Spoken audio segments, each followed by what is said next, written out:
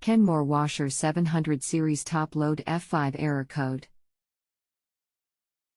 How can I help with your appliance question? What happened just before your Kenmore washer displayed this message?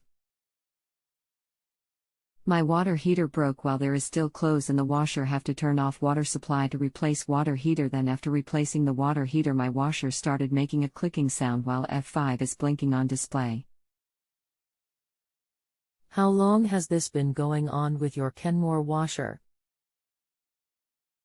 What have you tried so far? Unplugged for more than 2 minutes, still same problem. Anything else we should know to help you best? That's all I have. The site will give an additional option to speak by phone, which you can ignore if you want. I don't send this, the site will send this automatically. Okay. F5 means that the door latch isn't working properly. I don't think that would have anything to do with replacing the water heater, but the door latch will need to be replaced to fix this issue either way if opening and closing the lid hard doesn't get it to reset. We are on the honor system here. If you need anything else, just let me know.